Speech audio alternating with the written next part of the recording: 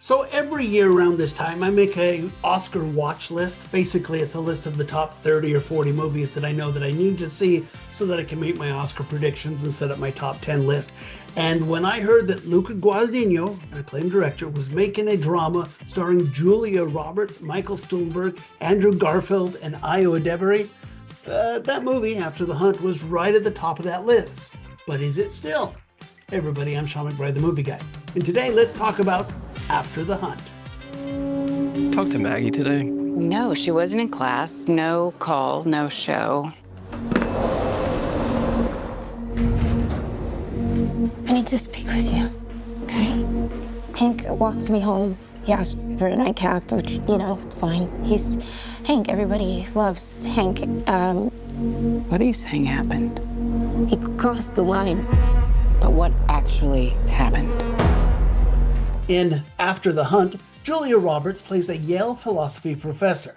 Now, she seems to have a fabulous life, with a long-suffering husband who's played by Michael Stuhlbarg, a dear friend and colleague who's played by Andrew Garfield, and a star student who absolutely idolizes her, who is played by Ayo Edebiri. It begins with this great party sequence where everything looks really cool. I mean, you have professors and students getting together, talking about philosophy, lots of wine, lots of cheeses. It looks really cool here. But there are signs that something is not quite right, because the very next morning, the star student returns and claims that she was sexually assaulted. Robert's character doesn't know what to think. She's caught between her student, who she genuinely likes, and her friend, the one played by Andrew Garfield. And he says he didn't do it.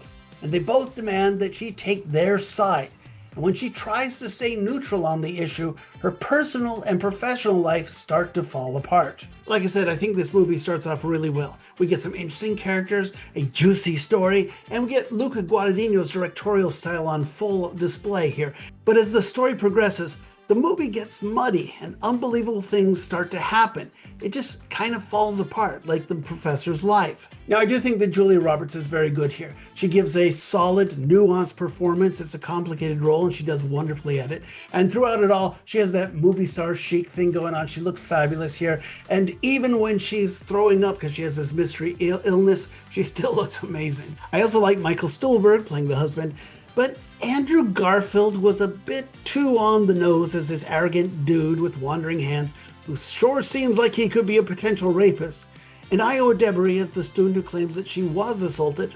Well, she doesn't really deliver in this movie that's designed to be something of an intergenerational battle. And it's also got this great sense of place. The whole Yale college town vibe is perfectly recreated. We expect that from a very good director like Luca Guadagnino. Of course, I was also expecting the director to have something to say here, and that doesn't really happen. I mean, is he trying to say that the younger generation is spoiled? Maybe. Is this an indictment of academia for being all talk? Maybe. I mean, this movie devolves into a he said, she said campus drama where a lot of stuff happens that just doesn't seem like it's very believable.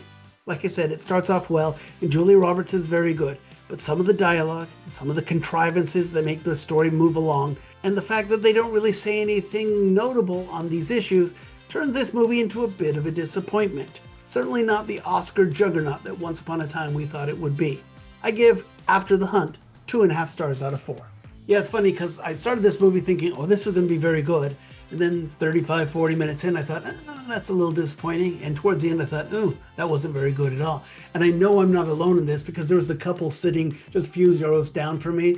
And they started out and I could see them leaning forward and really enjoying this. And then an hour in, they just got up and left. So apparently people were disappointed by the ending of this movie. But hey, if you disagree, and I hope you disagree, because I always love it when people see movies that they think are great, well then come back and comment below. You can always comment on any of my videos here. Of course, subscribe to my videos so that you always get my latest reviews. And subscribe to the podcast, Two Movie Guys. Every week, my friend Joe Fryer and I get together. We chat about all the week's big new movies, and we go into greater detail. That's Two Movie Guys, wherever you get your podcasts.